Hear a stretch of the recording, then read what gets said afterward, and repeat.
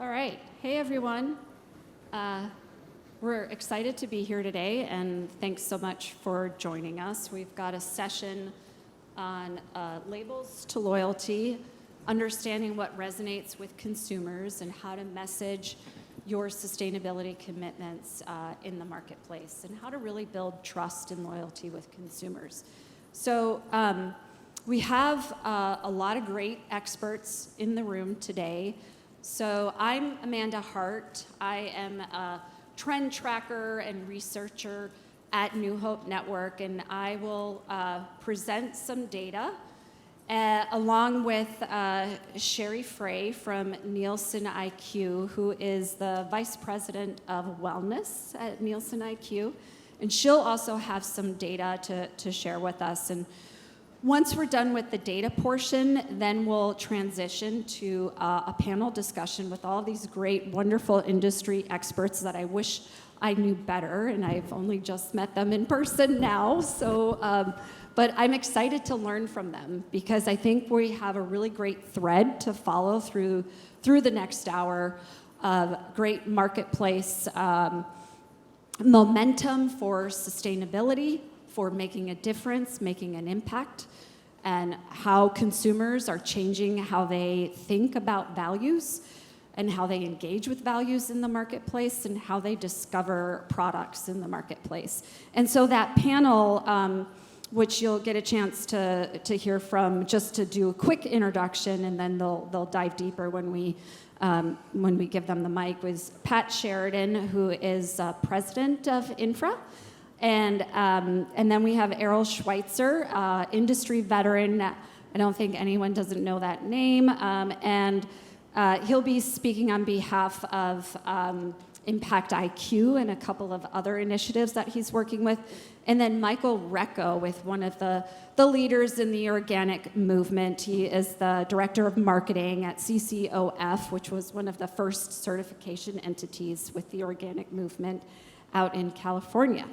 So Sherry is going to lead us off first, and she's going to really take us through some optimism out there. There's a lot of optimistic things happening in the marketplace. There's a lot of people that really want to make a change, and there's a lot of tools, there's a lot of resources, there's a lot of brands and entrepreneurs out there to really try to drive greater impact in society and our environment, to really reverse where we are, because it's kind of a stressful time right now. And so she's going to show some optimism, and then she's also going to probably share the complexity of it and how we kind of have to think about the complexity as we come up with some strategy and resources to really address and be successful stewards of change in this industry.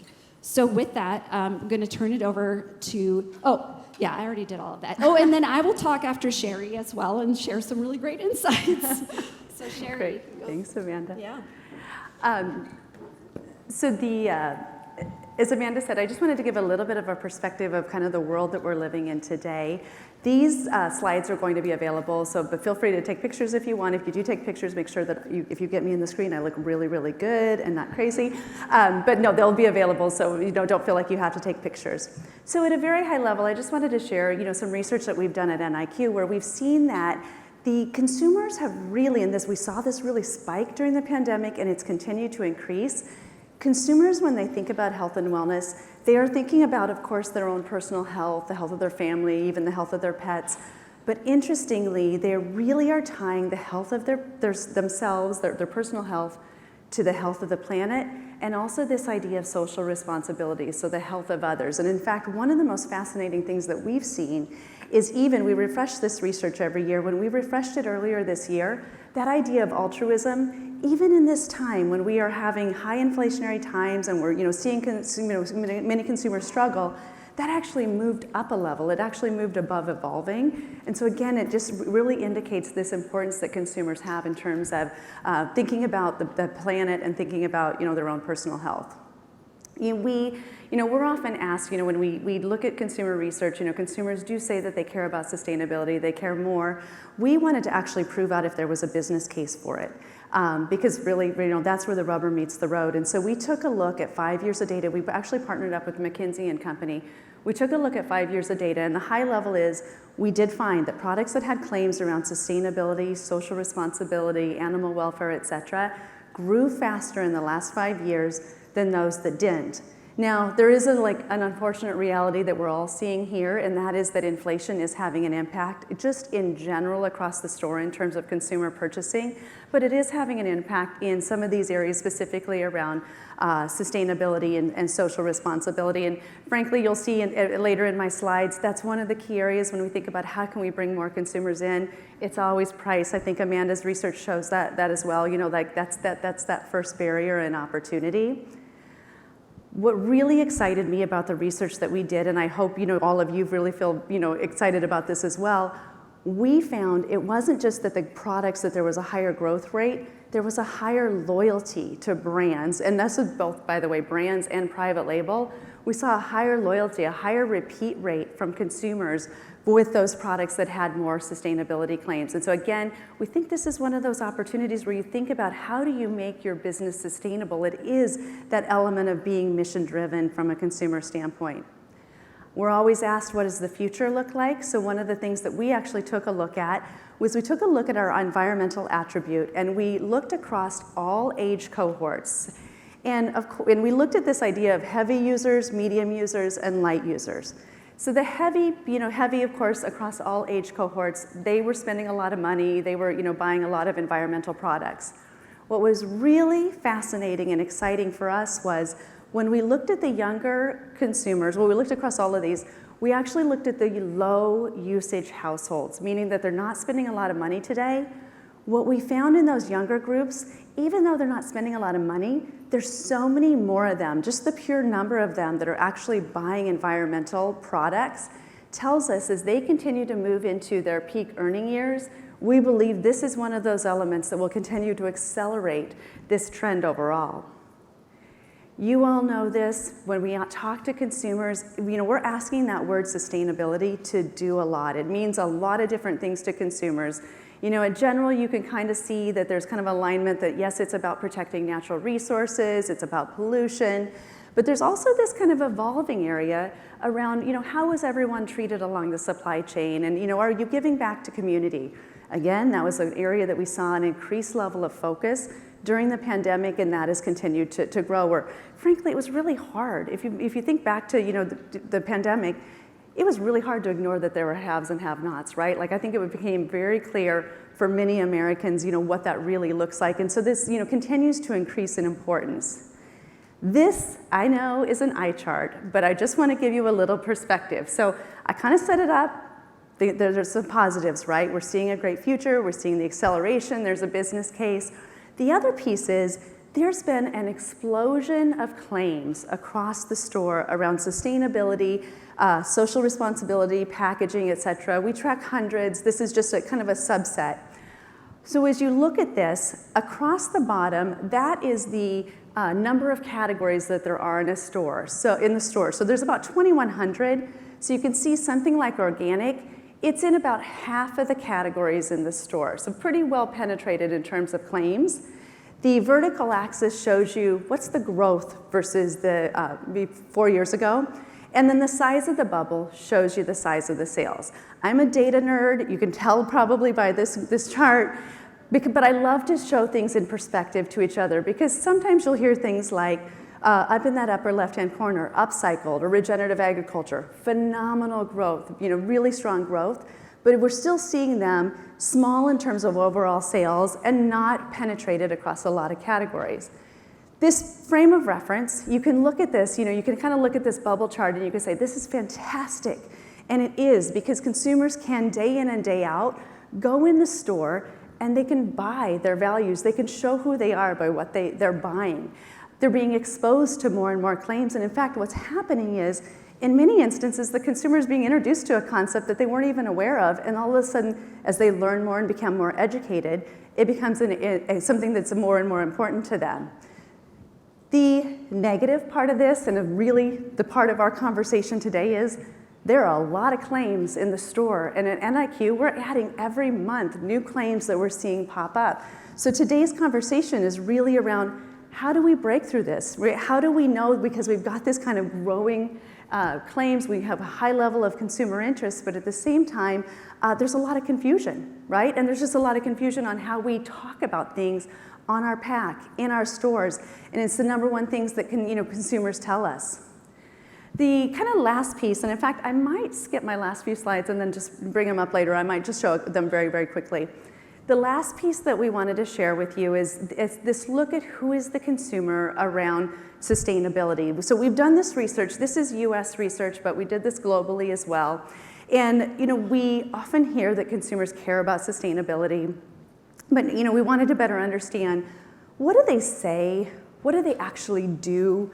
And even more importantly, what does it mean to them? And this, I think, is a really good kind of element for our conversation today. So no surprise, on the far right, we've got the evangelists. These are, and by the way, the evangelists and the Healthy Me and Planet index really high in the natural channel, as you would expect.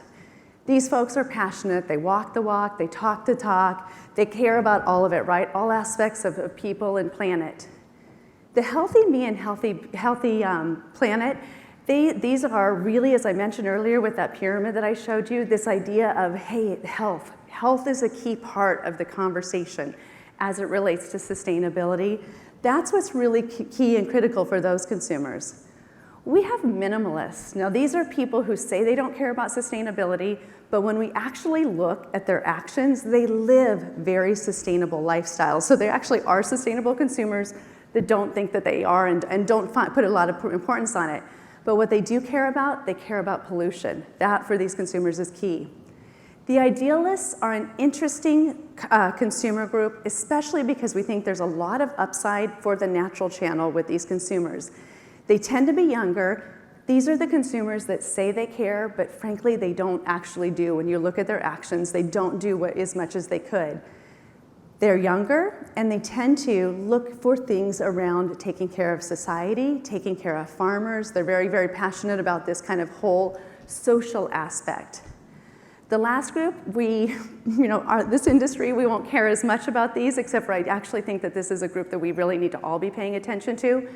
34% of consumers are skeptics. These are people who are climate deniers, who are overwhelmed, who actually have climate anxiety, who say, there's nothing I can personally do. Why this is an important group, I think, for us to watch is we have more skeptics. When we did this globally, we have so many more skeptics in the US than we do have in any other country. We have politicized sustainability. What this also means, if you're a brand in the audience, right, it really is, they may not ever, if you're a natural retailer, these are probably not consumers that are coming into the store. If you're a brand, though, as you're thinking about how do you talk to these consumers, right? How do you make sure that you actually don't turn them off, but you can bring them along on the journey?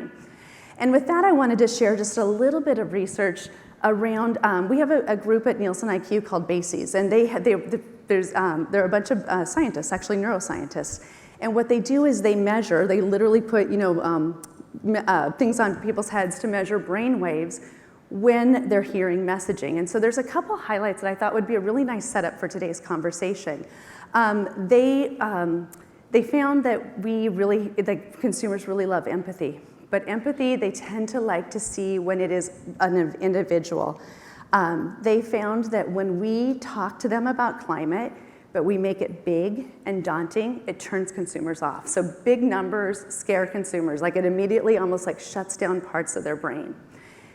They also found, and one of the big elements that we think is really important when you think about these segments, we are kind of tribal by nature. Humans are tribal by nature. So the more that we have any communication that shows these divides, shows these you versus me or us versus them, it actually also shuts consumers down. It turns them off. It kind of creates these additional kind of animosities and angers. And so it doesn't incite them for kind of how they could lean in and do things. And with that, I'm going to skip the last two. In the deck that we send, I will actually show you this one.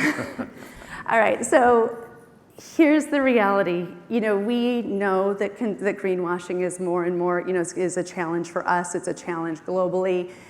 When you look at this, when we screw up, we're going to lose consumers, right? They won't come back. We will lose their loyalty. And especially when you think about the natural channel, those evangelists and those healthy me and healthy planet, they're the ones that are in particular going to say, not interested.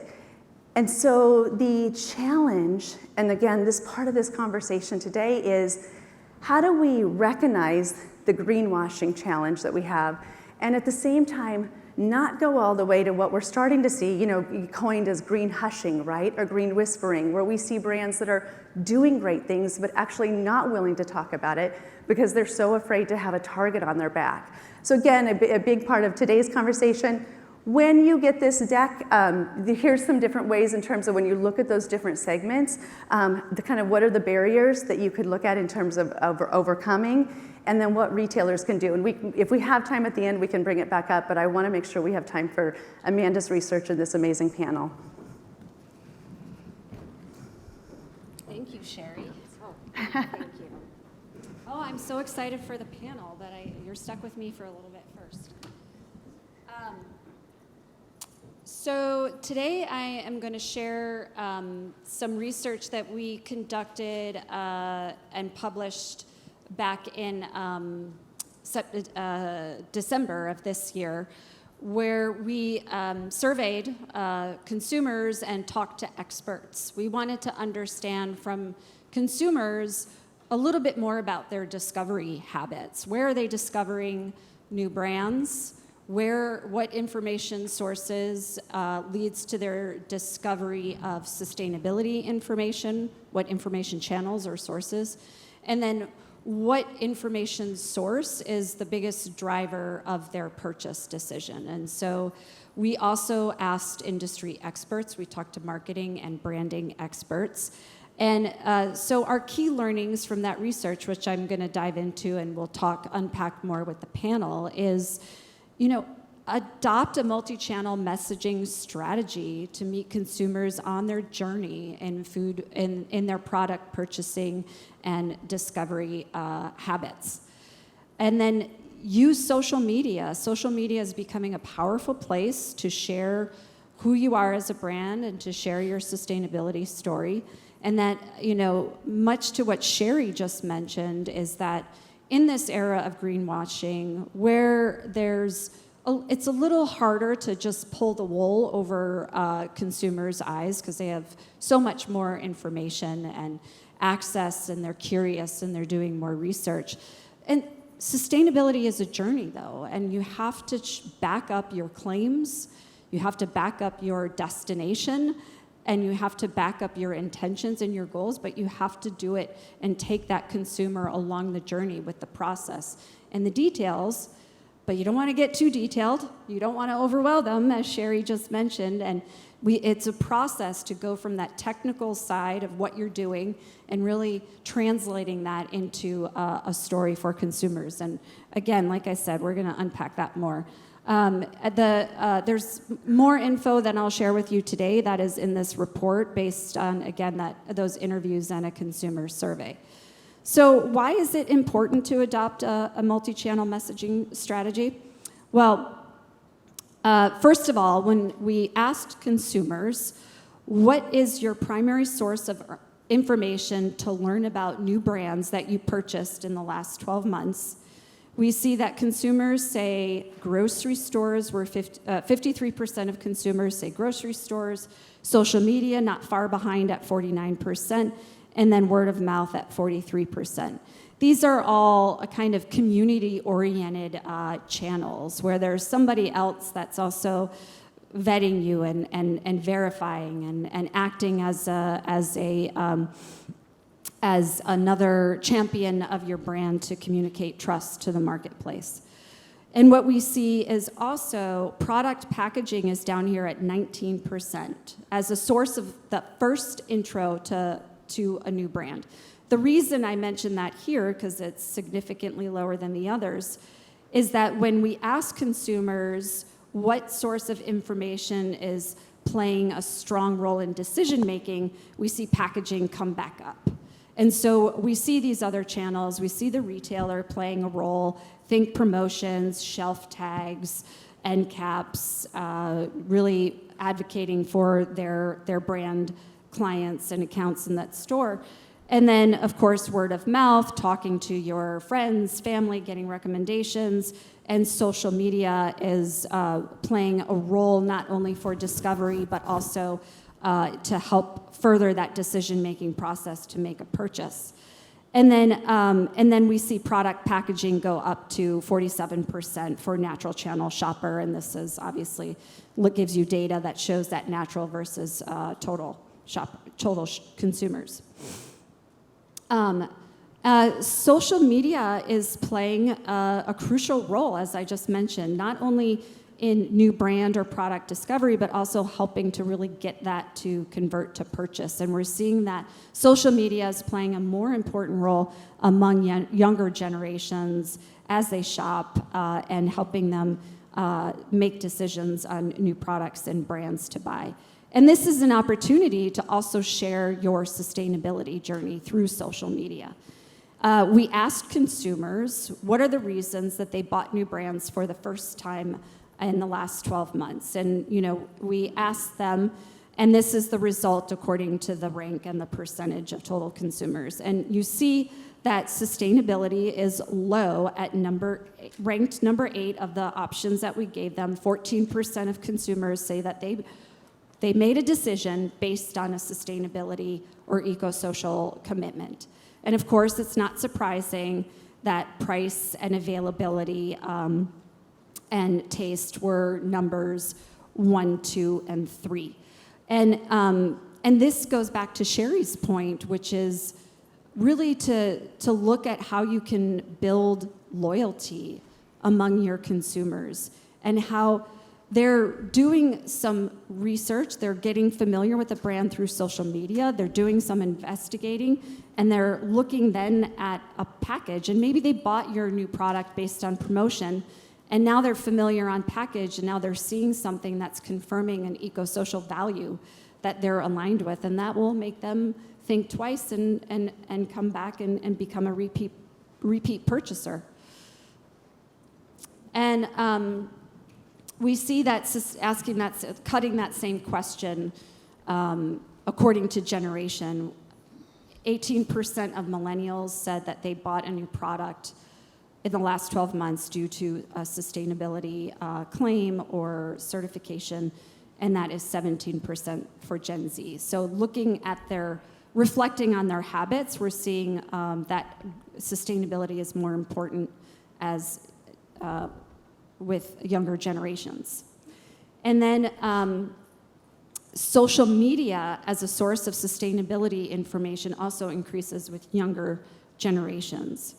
So we ask them, and we see product packaging plays a significant role of where you pick it up, you look at it, you're on an e-commerce site, you're clicking on it, you're looking at its claims and certifications. But we're seeing this tick up with millennials up to 30% and 38% with Gen Z saying, I'm actually consuming more of that. I'm learning about that brand's sustainability goals through social media. And I think, and a little what I mentioned in the beginning is, remember that sustainability is a journey, and it's not a static, we're there. It's, this is what I want to do. How am I going to get there? I need to come up with a plan. I need to come up with partners, and I need to educate and communicate to my various stakeholders, customers, retailers, everybody that's important to bringing my brand to market. And so sustainability is growing among certain segments to kind of complement what Sherry had just mentioned, is that consumers are saying they're willing to pay more for sustainable products. And this is, again, growing with younger generations. Our Gen Z is like 18 to 26, and they're at 43%. And they're still figuring out their purchasing power, and I expect this to continue to grow. And then ensure your sustainability message, your messaging and your storytelling and your your data, your reporting is accurate, because consumers are curious and they're saying that they're doing more to understand what's going on behind the messaging and the claims.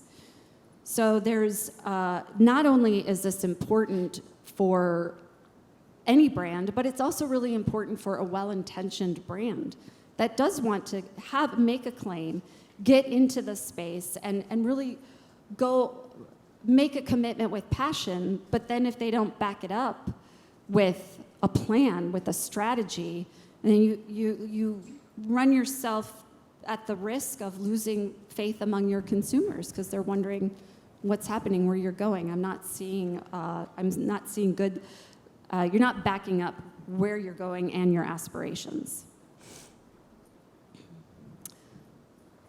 So this is our last 2 points I want to make before we turn to the panel, which I thought really highlights a lot of what we're going to discuss, which is the importance of retail partnerships are really playing a role in generating trust among consumers.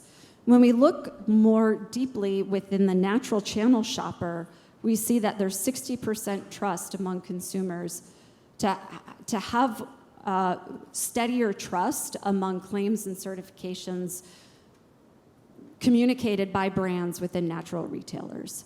They're trusting, again, I'm kind of getting back to this community concept. You kind of can't share your story alone. You need a community of verifiers, of supporters, and that is your retailer, your certifier, others to really show that there's a lot of people rallying around this initiative, and a retailer can do that as natural retailers play a role in really in offering oh my gosh, what am I trying to say here? They're really trying to offer to consumers that they've done the due diligence to get these brands that are trustworthy onto shelf. And then the last one, super interesting, in additional research we did recently in our trends and innovations research, where we track 41 trends. And I was specifically curious about how organic and regenerative compare each other in the marketplace on these specific select qualities and attributes. And they could select both. A consumer could say, yeah, healthy, I associate healthy with regenerative or organic.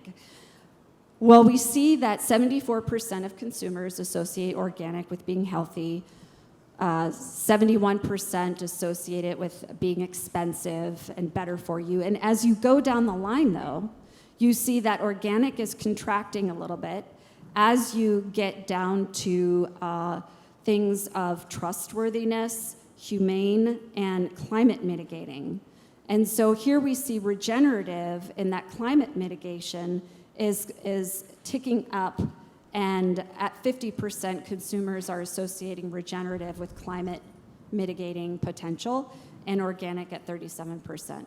So I would argue, and I'm really curious to hear about the panel, is that there's just seems to be such an opportunity to really talk about how organic can be message for this changing consumer that is thinking more along these many different interpretations of sustainability that Sherry just mentioned, and what it means to them, and how to really connect with consumers on their sustainability journey.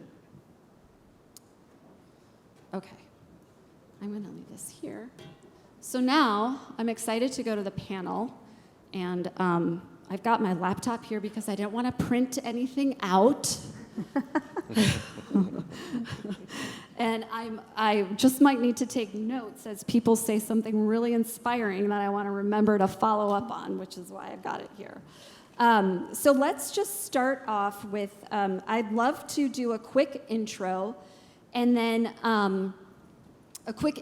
answer a question for me based on what we've just talked about and what else, the things that we're going to further unpack with each of you. But we'll start with you, Sherry, with a little bit of an intro, and then of all that we've just discussed and what we're going to talk about, what is like your biggest gap in this marketplace of getting messaging to consumers? Or what is your biggest like aha of like what really is a missing resource or asset in the marketplace? Yeah, so I mean, I'll kind of say one of the things. So, my role at Nielsen IQ is we call it total wellness, and one of the reasons we call it total wellness is like that pyramid, the fact that we really are seeing consumers that are tying their personal health, the health of the planet, social responsibility. I think that has been, like we've just been watching that. And we've been fascinated about how that is continuing to intermingle. And then when we just released, that Green Divide research that I showed you of the consumer segments, to see those healthy me and healthy planets, that there are people that are very strong natural channel shoppers that are saying like, don't just talk to me about the environment. It's bringing it all together, that healthy me and healthy planet, I think is really, it just reinforces, like how we're looking at it.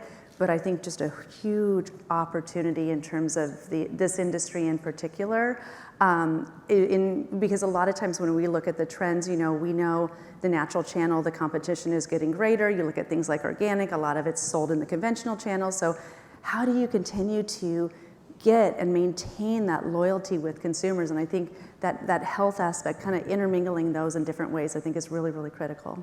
Yeah, that's a very great point. And I just think that, I think you call it healthy me, and another way we talk about it in the marketplace is what's in it for me. And that what's in it for me, I think is expanding a little bit, and how you can like really focus on what's in it for them personally. Yeah. Michael, I'd love to have you tell the lovely audience here who you are and what you do, and what was, we had a great conversation and a phone call last week, and I just love you to kind of recap what you feel like as your role as a certification entity. What are you seeing as a huge market gap that you're offering in the marketplace? Absolutely. Michael Recco, I'm the marketing director at CCOF. I'm also an organic farmer, and I've been an organic farmer for almost a decade.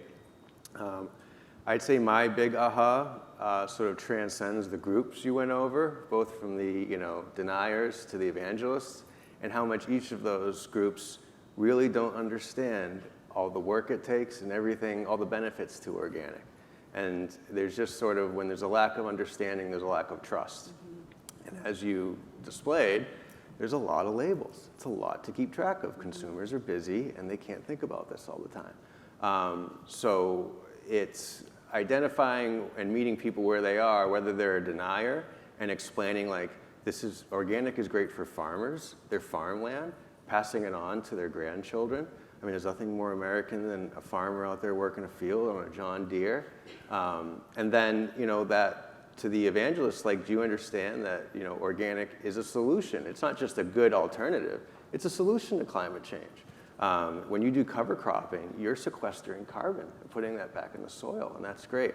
So it's bridging the gap of like the data to messaging and concepts that people can understand and that resonate with them, and then they can share with others and impact their purchasing decisions. Yeah, and I want to go back to some specific examples in a little bit. Errol Schweitzer, nice to meet you. Thanks for joining me on this panel. I've heard so much about you. So an introduction, and what is your main goal that you see as offering a gap to messaging to consumers? Yeah. Hi, my name's Errol. Used to be head of grocery at Whole Foods for a while, and I've been an industry consultant board member. I'm also a partner with Impact IQ, which is an ESG benchmarking firm. And I actually want to dig into that because I saw ESG-related claims was really driving like consumer behavior. And that's interesting because that's a fiduciary term, environmental, social, governance-related risk, that we've turned into sort of this marketing umbrella. It translates really well to the attributes that we've championed and grown, particularly organic and regenerative. But what it really means from a risk perspective is it's mitigation of risk related to environment, as in climate risks, social, as in like kids working overnights in the Purdue factory, like the New York Times talked about, or governance risk, like your CEO is tweeting ridiculous stuff at 2 in the morning or something that crashes the stock price. So these sort of ESG-related claims are being pushed by investors. This is the institutional investors, this is the asset managers, the pension funds saying, we don't want our portfolios to shit the bed because of these risks. But that's translating really well to the practices and attributes that this industry has championed and pioneered all these years. So essentially what I'm boiling down to is doubling down on the stuff we do every day. Like, let's not lose focus on it. And obviously, we're going to talk more about refining how we communicate it. Particularly, I'd like to challenge the audience is, I'd like to see the industry really double down on organic. Like, I love regenerative, and I've helped develop regenerative standards, but I think organic is the gold standard, and there's obvious that there's still messaging and marketing opportunities to make sure that folks understand it. And it really signals well with ESG. Yeah, yeah. Pat, nice to meet you as well. Thanks for making the time for this. Of course. A quick intro of your role at Infra, and I think what are you leaning into in this space at Infra? Sure. Pat Sheridan, CEO of Infra. Infra is the Independent Natural Food Retailers Association. We're a purchasing cooperative and services organization. We have 350 independent natural food retailers as our owner structure, and it's about 600 storefronts across the country, and we've been growing. And it's really during this growth period and during the pandemic, because our team couldn't travel as much, we started really looking inward and saying, what can we do better? And I think for me, I'm aligned with everything everyone has said, right? That I feel like the education for consumers has lacked, and how do we hit that next generation? But I really looked at our role at Infra. And so really we have two customers. We have our members and we have our brand partners. And it's two sets of wonderful customers. And then I went to our marketing team and I said, what do we do for marketing? Well, we market to our two sets of customers. And we say to our members, you should tell consumers more. And we say to our brands, you should not only obtain these attributes, but you should market that to consumers. And I would say a couple of years ago, I said, wait a minute, I think we should be talking to consumers. And it was an aha moment for the whole team, because it was like, well, that's not what we do. And I said, but now we should. And I think with our growth over the past few years, we're now poised to get out there and on behalf of our membership and help these great brands to tell the world basically what's important about organic, what's important about non-GMO, all of the attributes that are so important. That's amazing. And how are you working with your members to be more proactive in how they engage in this education? Sure. So we partner with OTA and Non-GMO Project and other organizations to help facilitate campaigns to our members. Although historically it's been a little kind of a soft sell from a marketing standpoint, but we do have kind of the core of our services to members. We negotiate a national program for grocery flyer program, and there are certain months where we really call out and kind of do spot pieces on what's important about organic. They're real quick bullets. I think that's important, and that will continue. And it's a service offered to members to make sure it touches the consumer. What we're working on now is we've partnered with a digital marketing group outside of Infra to help elevate our digital marketing platform. And the goal there is then to take that out to membership to help them actually get the word out to consumers. Mm-hmm, mm-hmm. I love this role that it's, well, you talked about Non-GMO Project and organic, and it seems like these, I mean, organic has been around for a while. CCOF, I mean, predates, doesn't CCOF predate the organic law? Yeah, right? So it's state bodies, so like Maine, Vermont, and California are basically why we have a national organic program. Yeah. And I just love the fact that it seems like we're in this tipping point of certifications being these technical, or certifiers being a technical process. And now you guys are really engaging with all of your partners, your retail partners, your producer partners, and brand partners, and being more of a translator of technical information into various different types of stories based on the different consumer you're trying to reach. And how are you? Can you give an example, Michael, of like how you're doing that with some of your brand partners? Absolutely. So data is really cool, and we should always back up every claim we make with data, but it's a lot more effective to tell a story and associate someone doing the hard work that it takes to get certified organic and stay organic, and all the benefits that they're contributing to the country, to our society, to the planet. So we've put more of a focus on telling those types of stories and making those connections. And whether it's Infra or other groups that we partner with or who donate to our foundation to finance the telling of these stories, it's doing that and meeting people where they are. So it's, we've done a lot of audience segmentation work, sort of identifying what people need to hear, when, what channels. And like Infra, we're sort of going through a digital transformation. Before I became a farmer, I was in the digital marketing world. And whether they're on social media or whether they're doing their research on Google or they're visiting a farmer's market, it's understanding what you need to say to them when. And we've been testing messaging and things like that. There's obviously low-hanging fruit, but really the storytelling, for consumers to understand that like when you go buy something in a store, like that came from somewhere and someone who was working really hard to produce that product. And when you understand that, and then you hear all the other benefits, it resonates more. And I think it makes more of an impact. Mm-hmm. And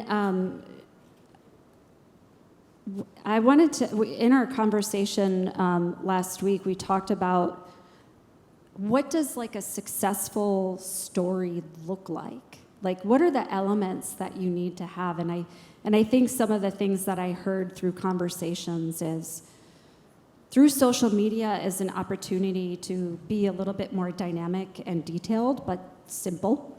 So that's like polar opposites right there, details and simple, streamlined. Sherry had mentioned, avoid this like alarmist, sensational type of messaging. Like if you don't buy this, you're contributing to climate change type of disaster. Emotional, it needs to strike an emotional, like what's in it for me chord. Can't overwhelm with all the challenges. What else would you guys add that like a good story needs to have? I think one of the elements, that our researchers found too was empathy.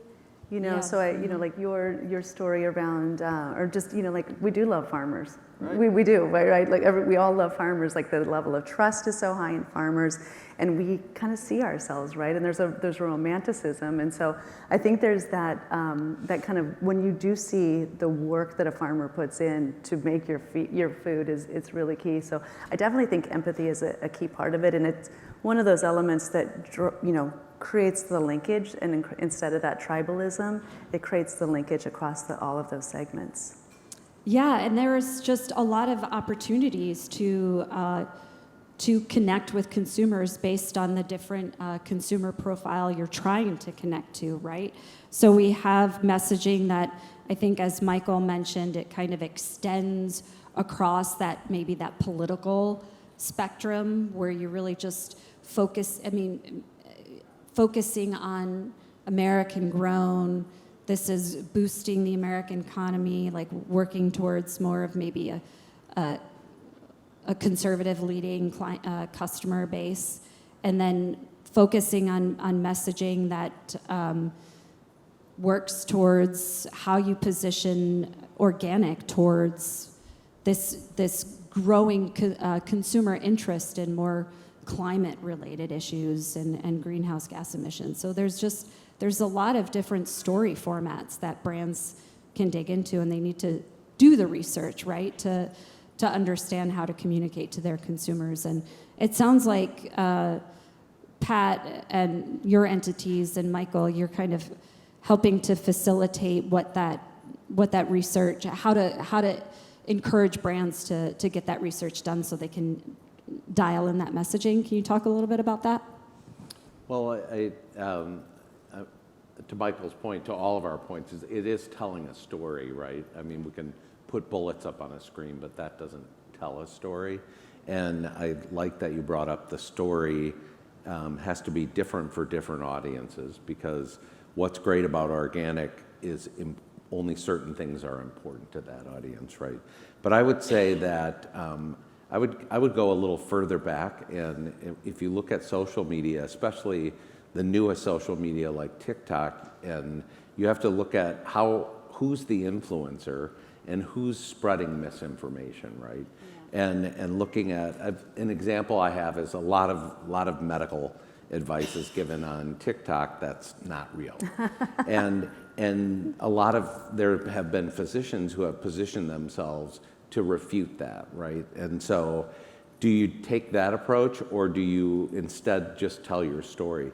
I think it's more elegant to tell your story, but you have to somehow become a trusted influencer, if you will, so that people will actually listen and say, oh, I actually believe what you told me, as opposed to, there was a guy last year that, who was a farmer, and he was obviously trying to become an influencer. He had a very unique delivery style, maybe even slightly annoying, which made you want to watch him.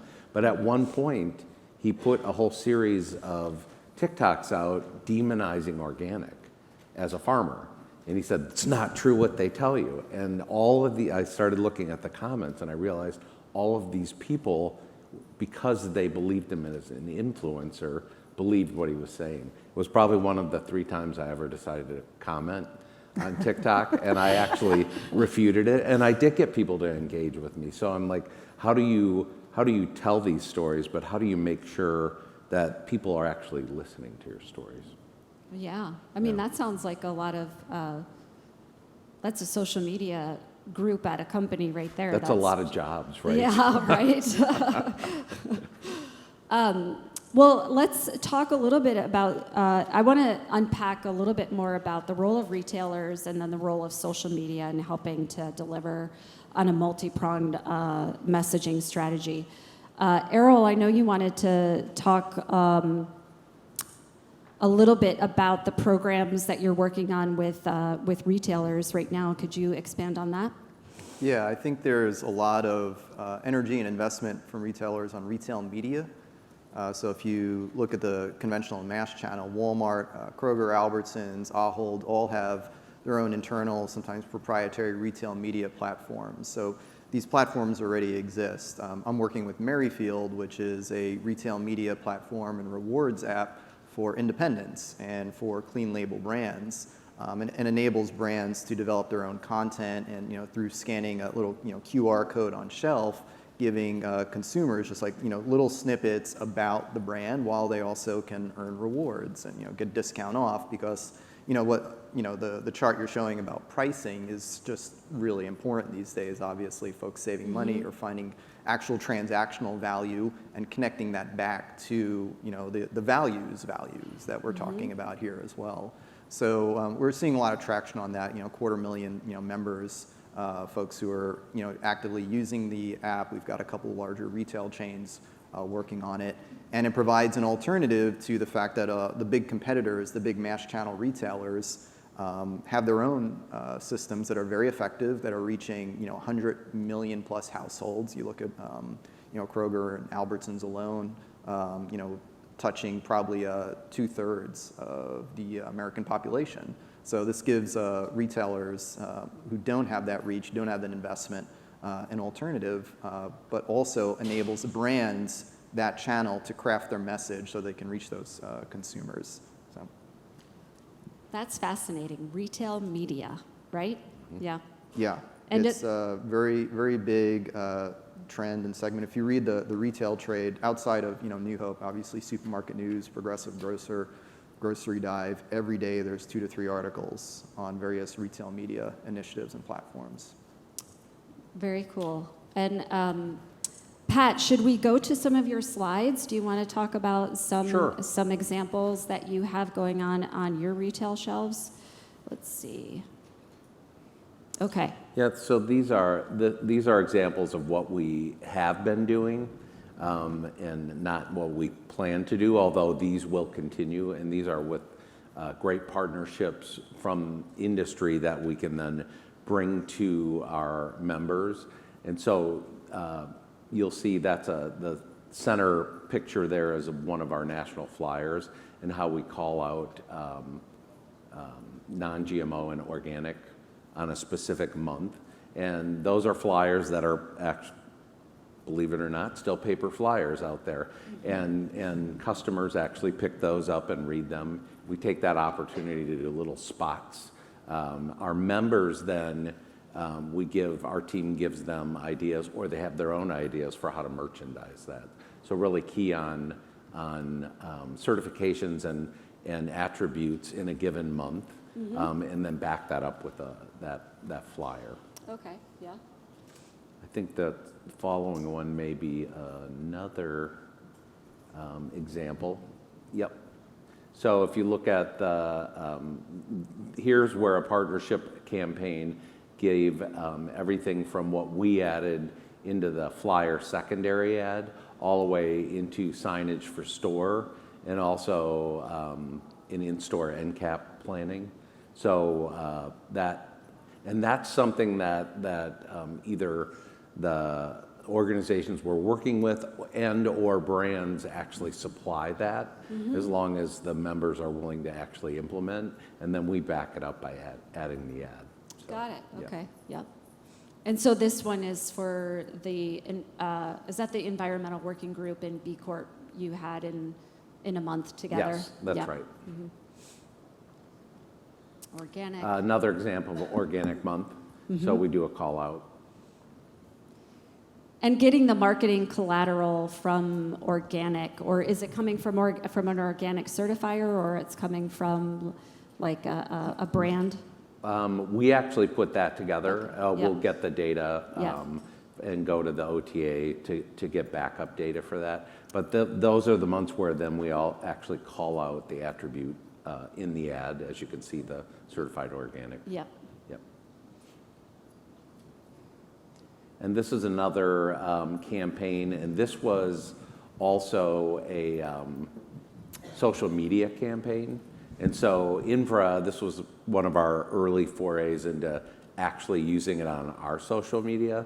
It's one of the things that we're learning with this new agency on how to build our following so that this is more impactful. I just did a few screen caps from that. It was actually a moving or a video that was on Instagram, well received, and then also backing that up at the same time in the flyer. Yeah, Yep. absolutely. And I think this one, Okay. yeah, Fair Trade Month, so very similar. I think these are so beautiful, like your in-store execution, your print, and I think the fact that you having that linkage with the social, I think is just so powerful. Errol, I want to come back. I think Errol's comment around retail media should scare us. Not the fact that we need it, and I highly commend you, Errol, for being, kind of bringing that to the independent space. That was one of the nicer things I said today. I do want to also say that, but this is super inspiring, and this is why the independents are the heart and soul of the industry. Exactly. Like this is so beautiful. But if you do think about your competition, and you think about the Krogers and the Walmarts, and everyone with their retail media, the reality is they know so much about your consumers, right? And we know that natural shoppers shop other places. So they've got, with their retail media networks, You they've got this shouldn't be ability. afraid of what the CIA knows about you. You should be afraid of what Kroger knows about That's you. right. Yes. That's right. So they've got this ability to target your consumers, and they bought this organic product, right? They're going to keep picking away at your consumers. And so the idea of that, that should make you, if you aren't following it, I really would highly suggest that you are following what's happening with the retail media, because it is a huge vulnerability for the natural and independent channel. But I do think, having a way through things like Pat is showing, through these social interactions, through the independent retail medium, it really is, when you think about the ability to really reach consumers, one of the big things, Pat's examples are so beautiful. what the independents are so good at is relationships, right? It's either you know them, they make recommendations. I think that's what scares me the most for this industry with the retail media network, so the larger one, because that's what they're doing, is they're going to be feeding up those customized recommendations to you, Errol, to you, you know what I mean? So again, I think that the vulnerability is probably bigger than we're even talking about and realizing. And these are really beautiful examples of how we can, as the industry, combat that, but I also think the retail media. So I wanted to make sure that didn't get missed. Yeah, the organization is Merrifield, so it's a rewards app. You could download it. And the retail media aspect is called Learn and Earn, which is being rolled out by Earth Fare and Fresh Time so far. Oh, okay. Earth Fare and Fresh Times. So it's so Sherry, I'm hearing you say it's a little bit of a vulnerability for the independent and natural retailers, but it's good for brands. The retail media networks? Yeah. Absolutely. Yeah. If you're a brand, I mean, one of the pay to play. Yeah, exactly. Oh, It's a money maker, Yeah. right? So like every Yeah. retailer has their own media network, so it's Yeah. a money revenue stream for them as well. Yeah. Very fascinating conversation. We only have a few more minutes left, and I do want to show a short clip. Jen, can we play? Errol or Michael, we're going to show a 2-minute clip of one of your videos. Do you want to talk about what motivated this video to be created? Sure, this is one of our members in Hawaii, and it really just encapsulates the passion that these people who are working so hard have for what they're doing and what they're producing for all of us, and really giving us, the opportunity to see what it takes and the real just hands in the dirt, dirty fingernails effect of farming and what that means. And I think that resonates with people when they see it and they go and hold a product in the store and be like, this took a lot of work and this means something. And so how does this video that we're just about to watch, how does a consumer see it? How do they consume it? Sure. Right now we have them on our website and on YouTube. Our foundation paid for this to put together, that we get money from our partners, and 2% of all our certification fees go to our foundation to make content like this. And our plan is we're going to be doing a lot of consumer education over the next 3 years and shortening these types of videos and content into 15, 30-second ads, more social media appropriate type lengths, just to show like what this label means and why purchasing it and putting your dollars towards it is contributing towards a lot of things that various, whether you're a denier or whether you're into fully on board with what it means for climate change, like the impact it has. Mm-hmm. Let's watch it.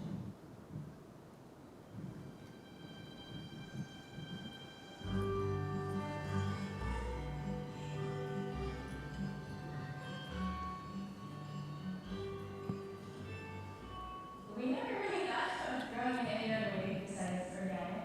When we first started growing food, we grew it for ourselves. And so one of the reasons why we started growing our own food is because we were concerned about what was in that food. So naturally, we found our way to organic. Some of the organic practices that we employ here at our farm, rotational grazing, we have composting, we do vermiculture. We're rotating our sheep around the place, and they're giving us good nutrients to their manure. We're cover cropping, so basically cover crops are here to feed the soil rather than to feed us humans. Hawaiian farmers grew organic naturally. They didn't have a word for it, but that's what they did. They were, really keen observers. They, built up this system of growing that really always stayed true to organic because it started with the health of the plants themselves.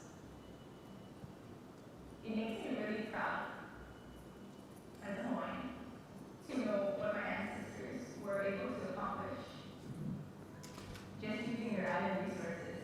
They were able to build things and bring them to a better state. I don't know, it just blows my mind. That's what growing organic is, working in harmony with nature, and that's what the Hawaiians did. In the end, it's better for everybody when you work with nature. It's better for nature, it's better for the farmer, it's better for the food, and therefore the people,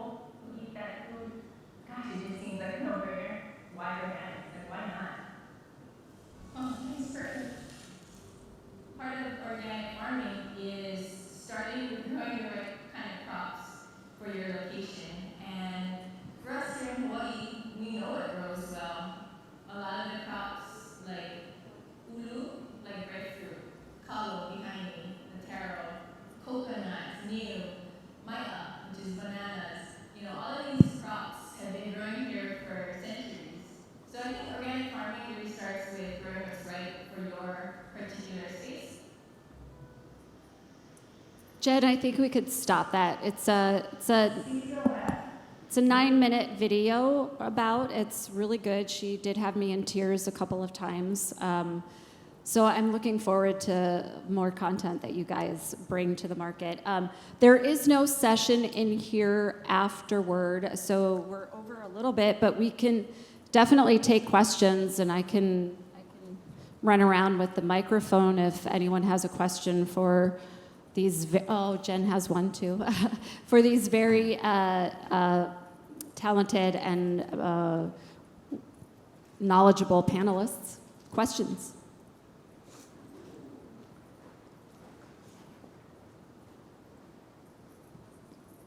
Admittedly, this is a comment, not a question. I'm Shauna. I work with Michael at CCOF. Thank you all for everything. I just wanted to plug that we pay our farmers for their participation in the videos. They are compensated for their time, and we've worked really hard the last couple years to develop an ethical storytelling guideline for any of our brand partners that want to be telling the stories of farmers, particularly farmers of color. CCOF is a predominantly white-led organization, so we take great care with acknowledging these farmer stories and make sure that there is equity in their development and process, especially when there are cultural farming practices. So just wanted to plug that before the Q&A portion begins, and thanks again. Thank you.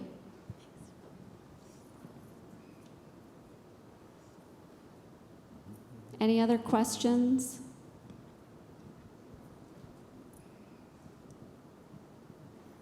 Easy peasy? Clear as mud? Well, I don't know. They might be around here for 5 minutes or so if people Sure. want to approach them and pick their brains. That's a terrible saying. I don't know why that. Like it sounds like I'm Hannibal Lecter. Like pick their brain, and that's we got to come up with a different phrase. Thank you. Thanks everyone. Thanks. Appreciate it.